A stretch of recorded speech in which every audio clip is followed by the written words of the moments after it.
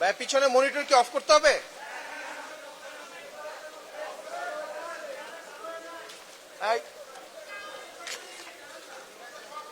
আচ্ছা তাহলে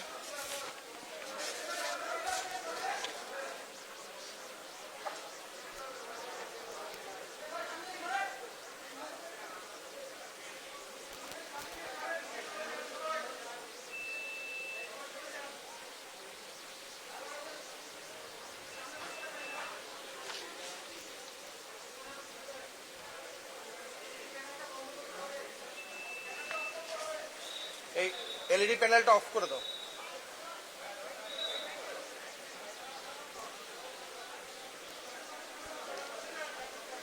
স্যার আসবেন না? ইয়া স্যার, সিও স্যার আসবে?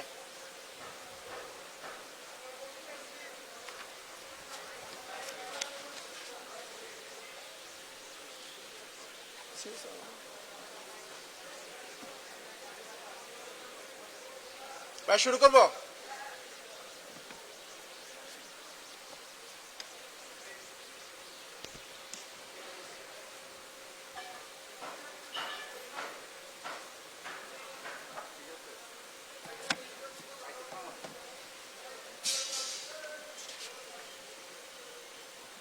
ঠিক আছে।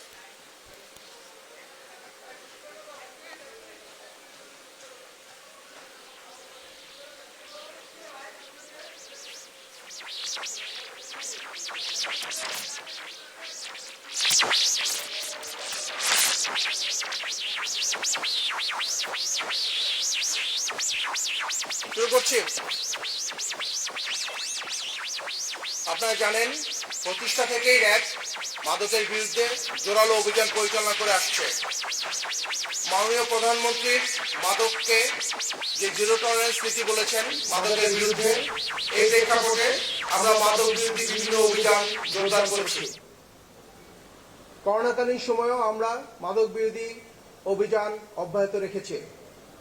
চলো যাই যুদ্ধে মাদকের বিরুদ্ধে এই মূল মন্ত্রে সারা দেশব্যাপী র্যাব বিভিন্ন মাদক অভিযান পরিচালনা করে আসছে। মাননীয় প্রধানমন্ত্রীর জিরো টলারেন্স নীতির আলোকে আমরা বলতে চাই, কেউ আইনের ঊর্ধ্বে নয়। যারা এই মাদকের সাথে জড়িত হবে তাদের বিরুদ্ধে আমরা আইনানুগ ব্যবস্থা গ্রহণ করব। আপনারা জানেন গত ৩রা আগস্ট ২০২১ তারিখ রাতে রাজধানীর বসুন্ধরা এলাকা হতে মিশু হাসান ও জিসানকে র্যাব গ্রেফতার করতে সক্ষম হয়। গ্রেফতারকৃতদের জিজ্ঞাসাবাদে প্রাথমিকভাবে আমরা জানতে পারি রাজধানীর গুলশান, বাড়িধারা ও বনানী সহ বিভিন্ন এলাকায় পার্টি ও ডিজে পার্টির নামে বিভিন্নভাবে অনৈতিক কার্যক্রম পরিচালিত হয়। ফলশ্রুতিতে র্যাব গোয়েন্দা নজরদারি বৃদ্ধি করে। এরই ধারাবাহিকতায় র্যাব সদর দপ্তরের গোয়েন্দা শাখা ও র্যাব ১-এর একটি আভিযানিক দল গত ৪ আগস্ট দিবাগত রাতে রাজধানীর বনানী এলাকা হতে শামসুন নাহার স্মৃতি ওরফে স্মৃতিমণি ওরফে পরিমণি এবং নজরুল ইসলাম ওরফে রাত সহ ৪ জনকে গ্রেফতার করতে সক্ষম হয়। উদ্ধার করা হয় একটি মিনিবার, পরিচালনা করার বিভিন্ন সরঞ্জামাদি সহ বিভিন্ন বিদেশি মদ ও মদের বোতল সহ ইয়াবা, সীসা, এলএসডি, আইস। প্রাথমিক জিজ্ঞাসাবাদে গ্রেপ্তারকৃতদের কাছ থেকে চাঞ্চল্যকর তথ্য উদ্ধার করা হয়। গ্রেপ্তারকৃত শামসুন নাহার স্মৃতি ওরফে স্মৃতিমণি ওরফে পরিমণিকে জিজ্ঞাসাবাদে জানা যায় পিরোজপুরের একটি কলেজ হতে এইচএসসি অধ্যয়নরত অবস্থায় ওনার ঢাকায় আগমন ঘটে। ২০১৪ সালে তিনি প্রথম একটি ছবির মাধ্যমে চিত্রজগতে অন্তর্ভুক্ত হন। তিনি এই পর্যন্ত ৩০টি সিনেমা সহ ৫ থেকে ৬টি টিভিসিতে অংশগ্রহণ করেছেন। পিরোজপুর থেকে ঢাকায় এসে চিত্রজগতে দৃঢ় অবস্থানের পিছনে তিনি জানান নজরুল ইসলাম ওরফে রাজের একটি গুরুত্বপূর্ণ ভূমিকা ছিল। গ্রেফতারকৃত পরিমণি ২০১৬ সাল হতে অ্যালকোহলে আসক্ত হয়ে পড়েন। তার ফ্ল্যাট হতে বিভিন্ন ব্র্যান্ডের বিদেশি মদ উদ্ধার করা হয়। তিনি নিয়মিত অ্যালকোহল সেবন করতেন এবং মাত্রাতিরিক্ত অ্যালকোহল সেবনের চাহিদা মেটানোর জন্য তিনি নিজের ফ্ল্যাটে একটি মিনি বার স্থাপন করেন। এছাড়া তিনি তেনার বারে বিভিন্ন সময় পার্টি সহ বিভিন্ন ডিজে পার্টির আয়োজন করতেন। তার এই মিনি বারে বিভিন্ন সময় নজরুল ইসলাম, রাজ সহ বিভিন্ন ব্যক্তিদের যাতায়াত ছিল। তার এই মিনি বারে অ্যালকোহল সাপ্লাই সহ বিভিন্ন সহযোগিতা করে আসতো নজরুল ইসলাম ওরফে রাজ। গ্রেফতারকৃত নজরুল ইসলাম ওরফে রাজকে জিজ্ঞাসাবাদে জানা যায় সে 1989 সালে খুলনার একটি মাদ্রাসা থেকে দাখিল সম্পন্ন করেন। পরবর্তীতে ঢাকায় গ্র্যাজুয়েশন সম্পন্ন করে বলে তিনি দাবি করেন। অতঃপর সে বিভিন্ন ব্যবসা বাণিজ্য ও ঠিকাদার কার্যক্রম শুরু করেন। পাশাপাশি শোবিজ জগতেও তার অনুপ্রবেশ শুরু হয়। তিনি রাজ মাল্টিমিডিয়া নামে একটি মাল্টিমিডিয়ার স্বত্বাধিকারী। তিনি বিভিন্ন নাটক প্রযোজনা সহ বিভিন্ন শোবিজ অঙ্গনে বিভিন্ন প্রযোজনা করেছেন। ব্যবসায়িক জগৎ ও চিত্র জগৎ এই দুই ক্ষেত্রে সংযোগ থাকায় তিনি ব্যক্তিগত স্বার্থ চরিতার্থে তিনি উদ্দেশ্যপ্রণোদিতভাবে নিজের অবস্থানকে অপব্যবহার করেছেন। গ্রেফতারকৃত মোহাম্মদ নজরুল ইসলাম ওরফে রাজ ইতিপূর্বে গ্রেফতারকৃত মিশু হাসান ও জিসানের সহযোগিতায় 10-12 জনের একটি সিন্ডিকেট গড়ে তুলেছিল। উক্ত সিন্ডিকেটটি রাজধানী ঢাকার বিভিন্ন অভিজাত এলাকায়, বিভিন্ন গুলশান, বাড়িধারা সহ বিভিন্ন এলাকায় পার্টি সহ ডিজে পার্টির আয়োজন করত। ওই সকল পার্টিতে বিভিন্ন অনৈতিক কার্যক্রম সহ মাদক সেবন সহ বিভিন্ন কার্যক্রম পরিচালিত হতো। উক্ত পার্টিতে অংশগ্রহণকারীদের কাছ থেকে বিভিন্ন অর্থে বিভিন্ন পরিমাণে অর্থ সংগ্রহ করা হতো। এরই মাধ্যমে এই সিন্ডিকেটের সদস্যরা বিপুল পরিমাণ অর্থের মালিক হয়ে যায়। তাদের এই প্রতিটি পার্টিতে 15 থেকে 20 জন সদস্য অংশগ্রহণ করত এবং এইসব সিন্ডিকেটে থেকে যাদেরকে তারা বিভিন্ন ব্যক্তিবর্গদের তারা বিদেশে প্লেজার ট্রিপ সহ বিভিন্ন ট্রিপের আয়োজন করত। এই পার্টি আয়োজনের ক্ষেত্রে আগত ব্যক্তিদের চাহিদা ও পছন্দ অনুযায়ী পার্টি সমূহে বিভিন্ন ব্যক্তিবর্গকে পাঠানো হতো। গ্রেফতারকৃত মোহাম্মদ নজরুল ইসলাম ওরফে রাজ এর সিন্ডিকেট সামাজিক যোগাযোগ মাধ্যমের অপব্যবহার করেছে। তাদের সুদূর পরিকল্পনায় অগ্রসর হয়ে এবং নিজেদের বিভিন্ন স্বার্থ চরিতার্থে তারা এই ধরনের কাজ করত বলে জানায়। গ্রেফতারকৃত রাজ মাল্টিমিডিয়ার কার্যালয়টি অনৈতিক কাজে ব্যবহৃত হতো। গ্রেফতারকৃত রাজ জানায় সে এই জাতীয় অবৈধ আয় হতে অর্থের নামে বেনামে বিভিন্ন ব্যবসা আমদানি, ব্রেজার, বালু ভরাট ও ঠিকাদারি ও শোবিজ জগতে বিভিন্নভাবে উনি বিনিয়োগ করেছেন। তিনি বর্ণিত ব্যবসায় কয়েকজন অবৈধ অর্থের যোগানদান সম্পর্কে আমাদেরকে তথ্য দিয়েছেন। গ্রেফতারকৃতদের ব্যবসায়িক কাঠামোতেও অস্বচ্ছতা রয়েছে। গ্রেফতারকৃতদের বিরুদ্ধে আইনানুগ ব্যবস্থা প্রক্রিয়াধীন। ধন্যবাদ।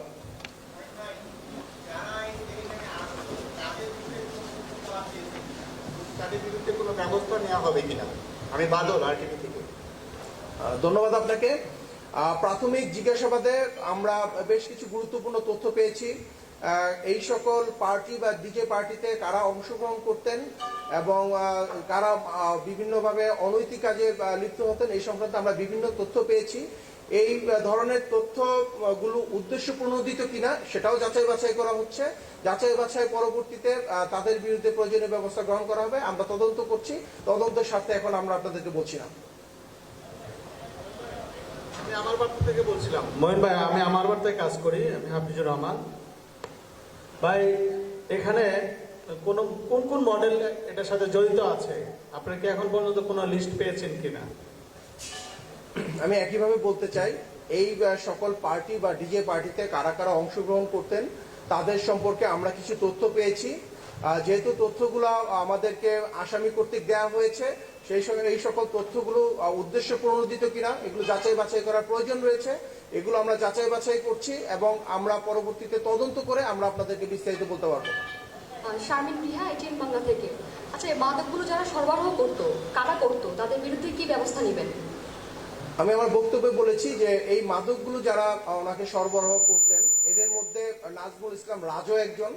পাশাপাশি আমরা আরো কিছু ব্যক্তিবর্গের তথ্য পেয়েছি যে এখানে কিন্তু মাদকের পরিমাণ কম নয়। এখানে তার মাদকের আমরা যেটা বলেছি 120টি বোতল আগে ব্যবহৃত পেয়েছি, এবং স্মৃতিমণির বাসায়, যেটা পরিমণি, ওনার বাসায় আমরা 19টি বিদেশি বোতলও পেয়েছি। তো এই সংক্রান্ত বিভিন্ন তথ্য আমরা পেয়েছি, এদের মধ্যে রাজও একজন। পাশাপাশি আরো কিছু ব্যক্তির তথ্য আমরা পেয়েছি। আমরা, আপনারা জানেন, গতকালকে আমরা গ্রেফতার করেছি মিশু হাসান, জিসান, এদের কাছ থেকে এই সম্পর্কিত কিছু তথ্য সংশ্লিষ্টতা পেয়েছি। সামগ্রিকভাবে আমরা তদন্ত করে দেখছি, যেটা পরবর্তীতে আমরা আপনাদেরকে জানাতে পারবো। কি কি মামলা হবে? এখন পর্যন্ত আমরা যে তথ্যগুলো পেয়েছি, স্মৃতিমণি ওরফে পরিমণির বিরুদ্ধে মাদক নিয়ন্ত্রণ অধিদপ্তরের যে মাদক আইনে মামলা হবে। আমরা রাজের বিরুদ্ধে মাদক নিয়ন্ত্রণ আইন, পাশাপাশি আমরা কিছু ডিজিটাল কন্টেইন, যেটা পর্নোগ্রাফি রিলেটেড, পেয়েছি, সেই সম্পর্কিত মামলা প্রক্রিয়াধীন। মঈন ভাই, আমি জয়নাল, আমি আনন্দ টিভিতে কাজ করি। আমার প্রশ্নটি হচ্ছে, রাজ মাল্টিমিডিয়া যেহেতু বিভিন্ন ধরনের অনৈতিক কাজ হতো, সেক্ষেত্রে কি এটি কি সিলগালা করা হবে কিনা? প্রাথমিক জিজ্ঞাসাবাদে আমরা জেনেছি নজরুল ইসলাম রাজ, তার যে প্রযোজনার যে কেরিয়ার, এটি শুরু হয় 2014 সালে। তখন তার নিজের নামে কোনো মাল্টিমিডিয়া ছিল না। সে বিভিন্ন নামে বেনামে বিভিন্ন নাটক সহ বিভিন্ন নাটক এবং মিডিয়া যে মুভি, সেগুলো উনি প্রযোজনা করে আসছিল। পরবর্তীতে আমরা জেনেছি 2018 সালে তিনি এই রাজ মাল্টিমিডিয়াটি উনি কার্যক্রম শুরু করেন, যার মাধ্যমে তিনি ইতিমধ্যে 2টি সিনেমা প্রযোজনা করছেন। এবং এই রাজ মাল্টিমিডিয়ার যে অফিস আমরা পেয়েছি, সেই অফিসে আমরা নিয়মতান্ত্রিকভাবে গতানুগতিক যে নিয়ম, র্যাব অভিযান পরিচালনা করার ক্ষেত্রে যে র্যাবের একটি গোয়েন্দা দল থাকবে, আভিযানিক দল থাকবে এবং র্যাবের ম্যাজিস্ট্রেট থাকবে, তাদের মাধ্যমে আমরা গতানুগতিকভাবে অভিযান পরিচালনা করেছি। এবং এখন পর্যন্ত আমরা সেই মামলার সাথে এই অভিযানে যে তার অফিস, সেটিও তার সাথে অন্তর্ভুক্ত আছে।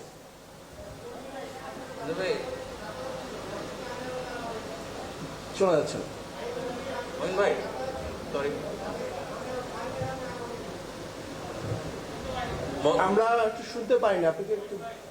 মোহন ভাই, আমার একটা প্রশ্ন ছিল। আমি লিটন হায়দার, আমি বিডি নিউজে আছি। জি ভাই, সরি, আমি একটু জানতে চাচ্ছিলাম, সেটা হচ্ছে যে আপনি বলেছেন যে পরিমণি উনি 2016 সাল থেকে মাদকাসক্ত, মানে মদের প্রতি তার একটা আসক্তি আছে। আমার প্রশ্নটা ছিল যে পরিমণি এবং রাজের যে মদগুলো উদ্ধার করেছেন, পরিমণির মাদক ব্যবহারের ক্ষেত্রে তার লাইসেন্স ছিল কিনা, মানে বৈধভাবে লাইসেন্স তার করার ক্ষেত্রে তার অনুমতি ছিল কিনা, এটা জানাবেন। আমরা পরিমণির এই অভিযান যে পরিচালনা করেছি, একইভাবে যেটা আমি বলছিলাম, একটি আইন সিদ্ধভাবে গতানুগতিক নিয়ম অনুযায়ী আমরা তার এখানে অভিযান পরিচালনা করেছি। আমাদের এখানে গোয়েন্দা দল ছিল, র্যাবের আভিযানিক দল ছিল এবং ম্যাজিস্ট্রেট ছিল। আমরা তার বাসায় অভিযান পরিচালনাকালীন সময়ে বিপুল পরিমাণ মাদক পেয়েছি, যেটা আসলে একটি লাইসেন্সে কভার করার প্রশ্নই আসে না। পাশাপাশি আমরা তার একটি লাইসেন্সের কপি আমরা পেয়েছি, যেটা আইন সিদ্ধ নয়, যেটা অনেক আগেই সেটা মেয়াদ উত্তীর্ণ ছিল। তো আমরা যে তার লাইসেন্সের যে কপিটি পেয়েছি, সেটা মেয়াদ উত্তীর্ণ ছিল এবং সেটা আইন সিদ্ধ ছিল না।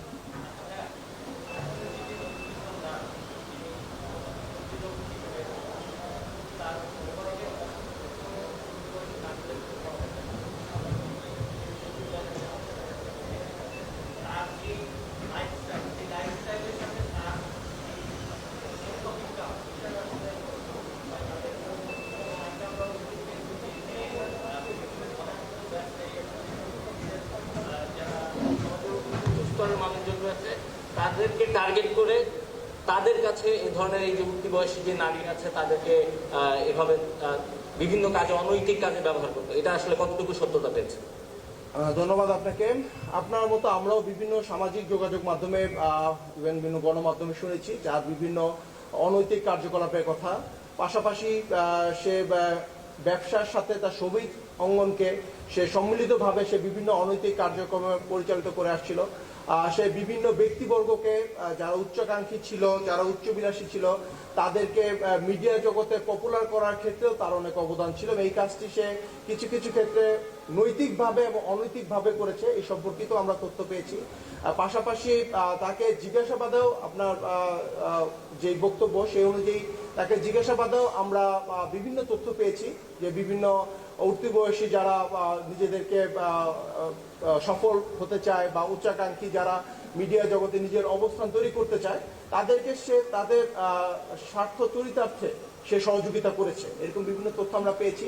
পাশাপাশি আমরা তার কাছ থেকে যে ডিজিটাল কন্টেন্ট জব্দ করেছি সেখানে আমরা যেটা আমরা আপনাকে বলেছি যে তার বিরুদ্ধে আমরা ডিজিটাল পর্নোগ্রাফি অ্যাক্টে তার বিরুদ্ধে মামলা প্রক্রিয়াধীন। বিভিন্ন ধরনের অবৈধ বা অনৈতিক কিছু আমরা ভিডিও বা কিছু কন্টেন্ট পেয়েছি যেটা আমাদের তদন্তের স্বার্থে এখন আমরা আপনাদেরকে বলছি না, বাট তার এই সকল যে কৃতকর্ম বা অনৈতিক কার্যক্রম এগুলোর বিরুদ্ধে আমরা আইনানুগ ব্যবস্থা নিচ্ছি এবং এগুলো সবকিছুই আমরা মামলার আওতায় নিয়ে আসছি।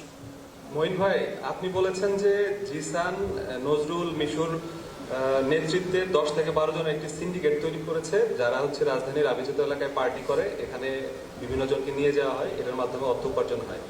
এই পার্টির যেই নারীরা থাকে তাদের মধ্যে পরিমণি, পিয়াসা এবং মোয়াত থাকে কিনা এই সিন্ডিকেটের সেই সব পার্টিতে?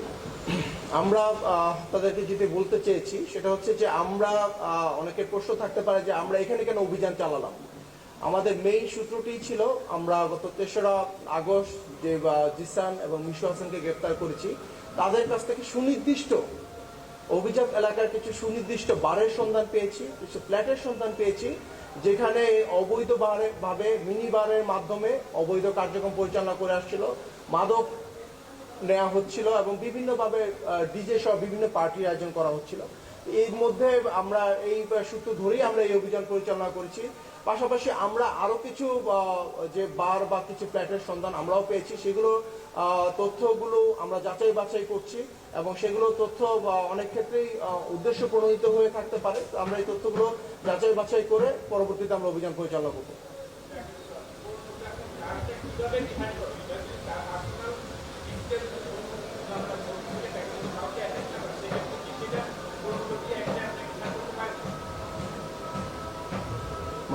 সেটা পারে আমরা তো এটাতে কাউকে তো সে ব্ল্যাকমেল করে নাই যে এই পণ্যগুলো কাউকে দিয়ে সেটা করছে, কিন্তু তার কন্টেন্ট যেটা পাইছে এটা একদম শুধু তার পিসিতে তার মোবাইলে তার ঘরে যে কোনো ছবি থাকে সেটা কিন্তু এই অফেন্সের একটা পড়ে কিনা।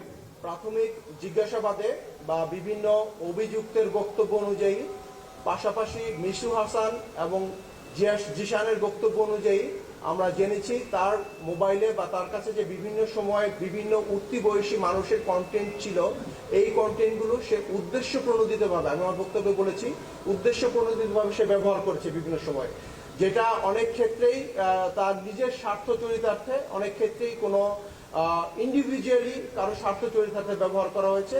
সেই ক্ষেত্রে আমাদের যারা আইনজ্ঞ আছে, এটা আইন সিদ্ধ কিনা তারা এটা পর্যালোচনা করেছে। এই পর্যালোচনার প্রেক্ষিতে আমরা তাদের বিরুদ্ধে এই অভিযোগ থানায় উপস্থাপনের মাধ্যমে তাদের বিরুদ্ধে মামলা দায়ের করা হবে। পার্টিকুলারলি পরিমণিরটা তো আপনার একটা ভিকটিম লাগবে, এরকম ভিকটিম পাইছেন আপনারা? পরিমণিরটা ভিকটিম লাগবে কি জন্য? এগুলো যদি পর্নোগ্রাফি করে, আমরা পরিমণির বিরুদ্ধে কোনো পর্নোগ্রাফি অ্যাক্ট বলা হয়নি, পরিমণির বিরুদ্ধে বলা হয়েছে মাদক নিয়ন্ত্রণ অধিদপ্তরের যে আইন সেটা অনুযায়ী মামলা দায়ের করা হচ্ছে। জি, নেক্সট। আর কিছু?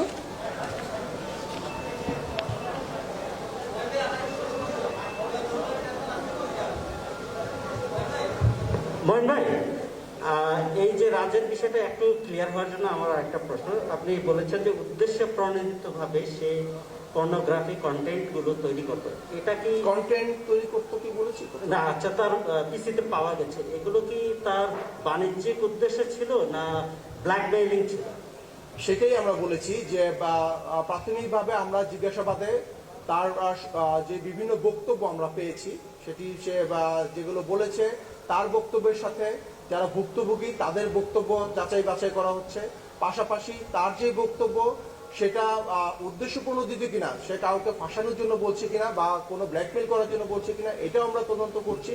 এই তদন্ত করার পরে সার্বিকভাবে আমরা আপনাদেরকে বিস্তারিত বলতে পারবো এবং সার্বিকভাবে প্রমাণ হওয়ার পরেই তার বিরুদ্ধে আমরা মামলা রুজু করবো। মঈন ভাই, আমি সাদ্দাম হুসাইন। পরিমণির বাসায় যে মাদক দ্রব্যগুলি পাওয়া গেছে এতে মনে হচ্ছে তার বাসাও একটা মিনি বার হিসাবে ইউজ হতো। এক্ষেত্রে আপনারা গতকাল থেকে এখন পর্যন্ত যে প্রাথমিক জিজ্ঞাসাবাদ করেছে সেখানে কি পরিমণি আপনাদের কাছে এটা স্বীকার করেছে কিনা যে বিভিন্ন সময় তার বাসায় এই ধরনের মাদকের পার্টি হতো কিনা? আমি আপনাদেরকে বলেছি, আমার বক্তব্যেই বলেছি যে আমরা তার বাসায় যে একটি মিনি বার পেয়েছি যেটা আইন সিদ্ধ নয়, কারো ব্যক্তিগত বাসায় একটি মিনি বার থাকতে পারে না, তার এই যে তার বাসায় যে মিনি বার থাকাটা এটা আইন সিদ্ধ নয়। পাশাপাশি উনি আমাদেরকে প্রাথমিক জিজ্ঞাসাবাদে বলেছেন যে উনি অনেক ক্ষেত্রেই, যেহেতু উনি একটু অতিমাত্রায় মাদকাসক্ত মাঝে মাঝে ছিলেন, অনেক ক্ষেত্রেই অতিমাত্রায় অ্যালকোহল গ্রহণ করতেন, এই জন্য উনি ওনার প্রাথমিক জিজ্ঞাসাবাদে বলেছেন যে উনি তার বাসার ফ্ল্যাটে এই ধরনের বার উনি মেনটেন করে গিয়েছেন। পাশাপাশি আমরা রাজের বক্তব্যে আমরা জেনেছি যে বিভিন্ন সময় এই বারে তারা ডিজে পার্টি সহ বিভিন্ন পার্টির আয়োজন করতো, যেখানে রাত সহ তাদের বিভিন্ন লোকজন এই বারগুলোতে উপস্থিত থাকতেন। মঈন ভাই, আসসালামু আলাইকুম। মঈন ভাই, একটা প্রশ্ন আছে। আমি মাসুদ রাহান পলাশ। গতকালকে যখন দেখলাম যে পরিমণি ফেসবুক লাইভে আসলেন, এসে তিনি জানালেন যে তার বাড়িতে কারা যেন আসছে, তাকে হত্যা করতে আসছে। ঠিক এরকম একটা পরিস্থিতিতে তিনি ফেসবুক লাইভে বললেন যে আইন শৃঙ্খলা বাহিনী যদি এসে থাকে তারা কেন পরিচয় দিচ্ছে না। তারপরে বললো যে সাদা কালো পোশাকে আসছে, এসে তাকে মানে তার আসলে ডাকাত শব্দটাও সে উচ্চারণ করছে।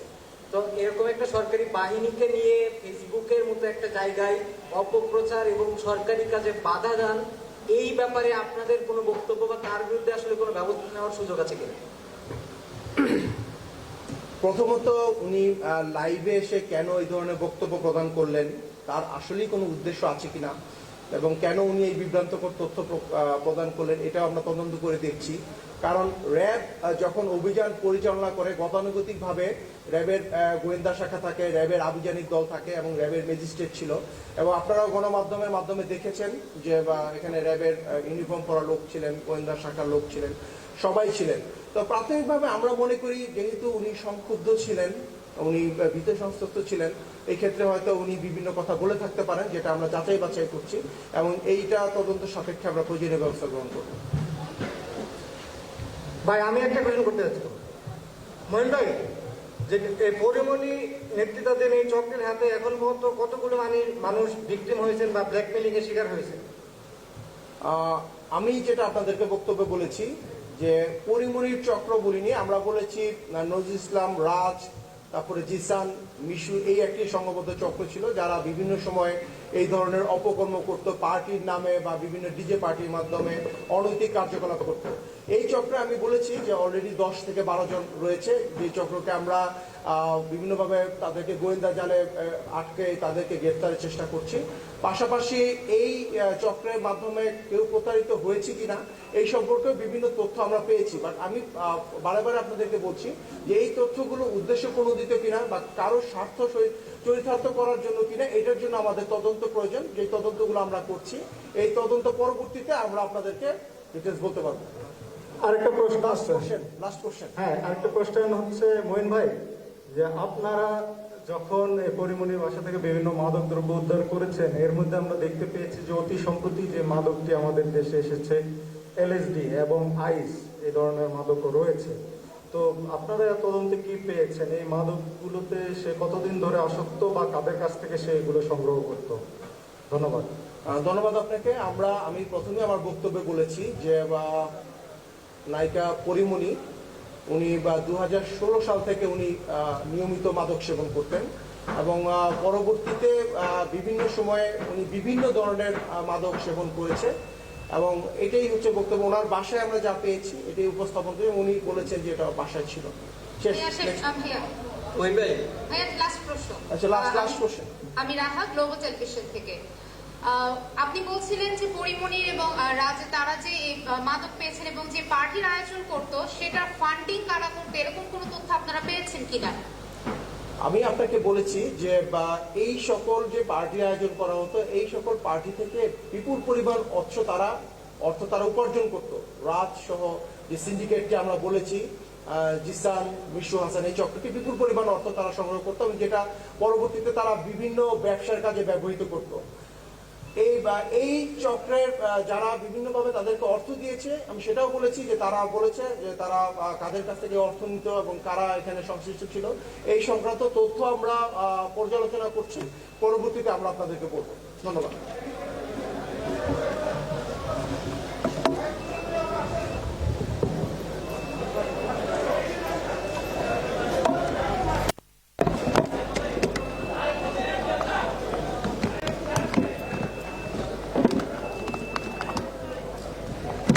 যান, মইন ভাই আপনি যান, মইন ভাই যান।